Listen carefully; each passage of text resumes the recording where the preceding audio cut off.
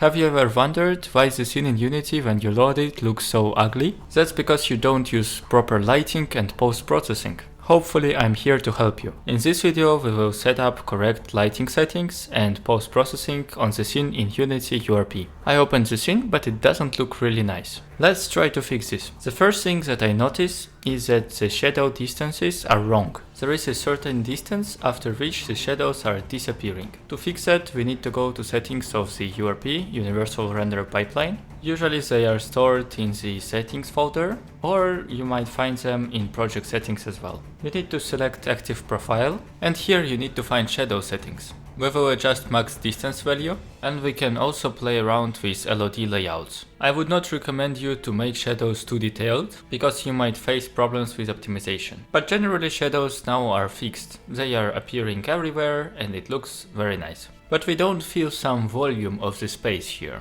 It feels so empty and raw. If we want to adjust some volume, we need to use fog. We need to open lighting window. For this, select Window, Rendering, Lighting. Once you are there, go to Environment Settings and toggle on Fog. Here you can adjust some density to make it more visible, and you can also adjust some color. I will choose some reddish orange because it's really hot in this location. There is also fog mode, which can be linear or exponential squared. You can select any of them, but I wouldn't recommend selecting linear fog because it looks really boring and not realistic at all. Now we will move to post-processing itself.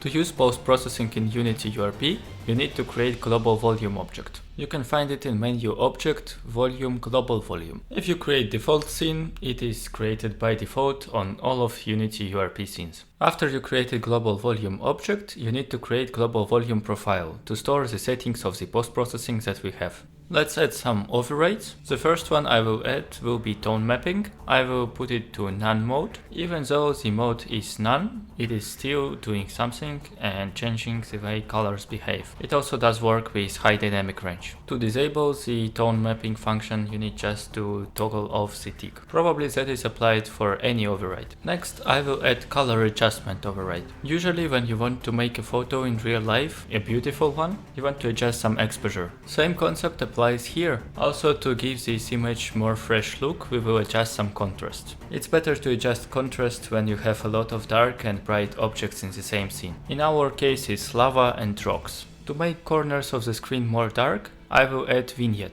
I will set color to black and play around with some parameters. And the last but not the least effect will be bloom. We have a lot of emissive materials on the scene, but they really don't look shiny when you don't use bloom. In bloom settings you can control the intensity of the bloom, threshold, which controls how far away the bloom is scattering, and you can also control scatter parameter, which is kinda weird, but sometimes it helps to adjust some settings. So that's all for post-processing. Now the scene looks a lot better. Shiny materials are now a little bit bloomy and you really can see their shininess. There is good contrast between rocks and lava, and the space is filled with some volume. Doesn't look empty anymore. By the way, these lava shaders that we are showing here, we made a tutorial on how to make this. You can find the link to this video in the description. So that's it. I hope you enjoyed this video. Please hit like and subscribe buttons to see more content.